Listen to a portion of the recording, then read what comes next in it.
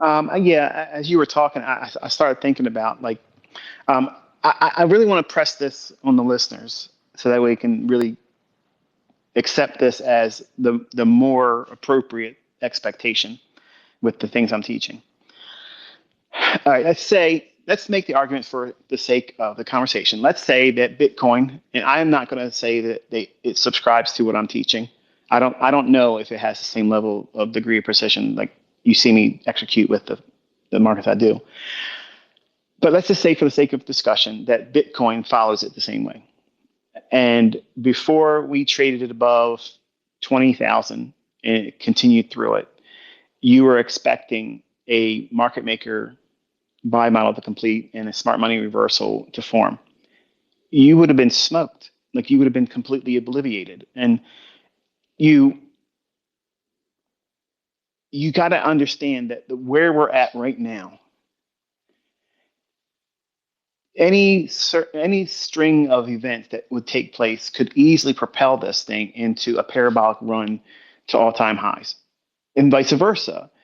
If they start dropping tactical nukes in Israel, okay, and trying to blame or frame it on Iran or Russia or some other Arab nation, our markets are going to fall like you've never seen before because that's just what they're going to do.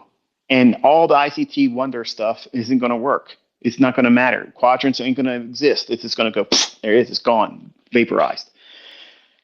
I would be very uncomfortable allowing the previous speaker that was talking about, do I think you were coming close to a smart money reversal because of this, that, and the other thing.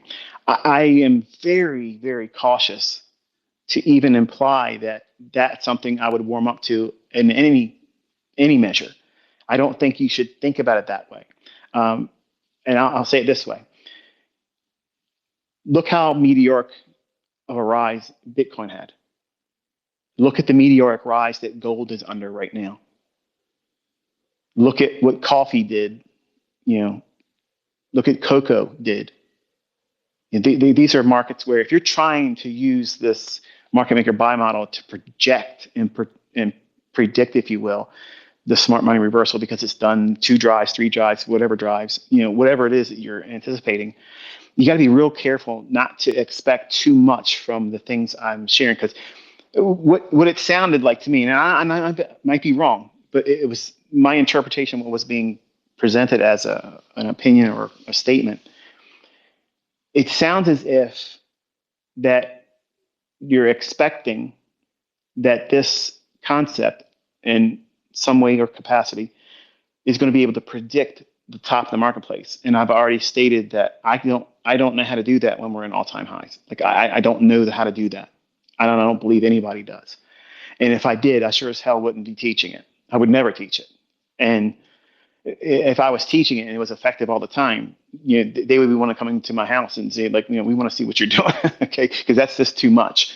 But I really want to make the point, this stress, that there is absolutely no belief on my part that when markets are trading at all-time highs and there's just some parabolic runs, that there should be no focus at all on anticipating the smart money reversal.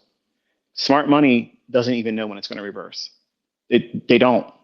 So they have to wait for price to give you certain things. What they're doing is, and this is why I teach you to take partials every time it creates a swing high on any time frame. As the market keeps going higher, higher, higher, higher, every time there's a swing high formed, above the high that just gets pierced, they're distributing their longs. They're throwing them along like horseshoes. Okay, you ever played a game horseshoes where everybody has a horseshoe in their hand and they toss it toward that post in the ground? Well, the previous swing high at all-time highs, smart money is trying to toss that horseshoe around the furthest part past that high. And they're distributing their long position, exiting out, getting there. They're not trying to sell. That's their primary function is they're already long. Their function is to distribute their long position every chance they can at the most premium price they can. There may be some accumulation of shorts, but in a market like gold, where we don't know how far it's going to go, just because I have a target of 5,000 doesn't mean it can't go higher.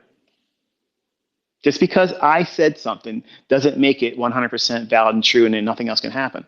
So there has to be some balance with the expectation of, as a student listening to me, I understand that some of the things I show and teach and call out, and it's phenomenal, it's great.